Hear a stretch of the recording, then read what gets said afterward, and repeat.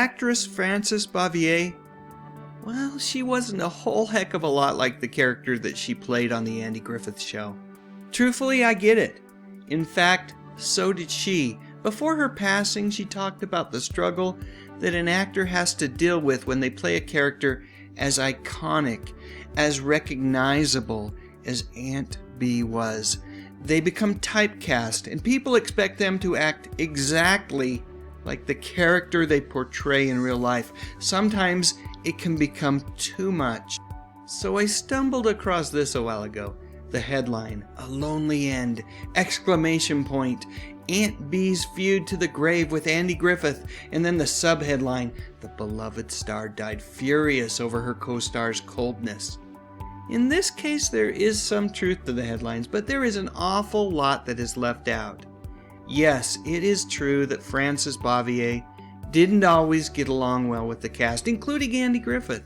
From what I understand, despite the acclaim for her work on the show as Andy's beloved Aunt Bee, Frances never felt like she was part of the group, and she had a hard time handling some of the joking around and shenanigans that happened on the set. She viewed the role as exacting, precise work, an opportunity to share her craft, her talent, and she did that very, very well. But no, she didn't become a warm, close friend of Andy Griffith's, or anyone else for that matter. With all that said, let's not forget that we are talking about the National Enquirer here.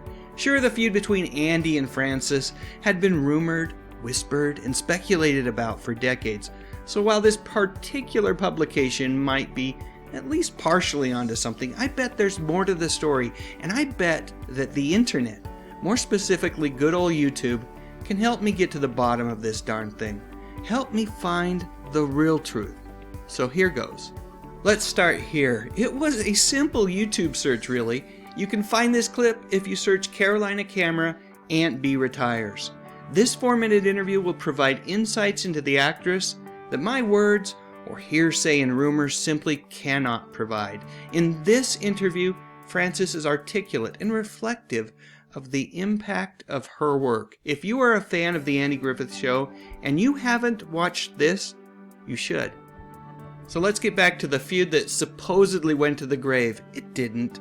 I had heard that Frances had connected with Andy near the end of her life, and YouTuber ACL Tony corroborates the truth.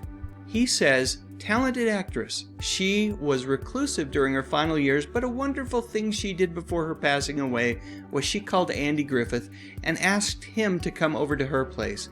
He visited her, and she apologized to him for the times that she had acted coldly towards him and the cast. Andy, of course, told her not to even fret about that.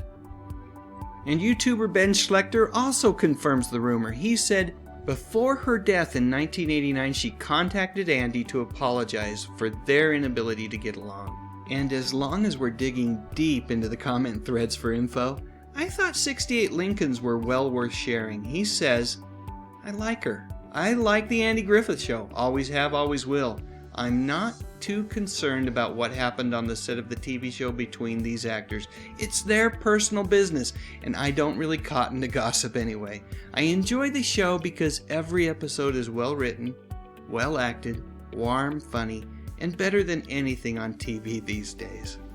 So there you go. A little more information about the feud that, quite frankly, never was. End of the day, both Andy and Frances were good people. Good people who weren't perfect. Just like the rest of us, they had their eccentricities. In Frances's case, some of them were really magnified because they ran contrary to what we the viewers expected of the lady who played Aunt Bee.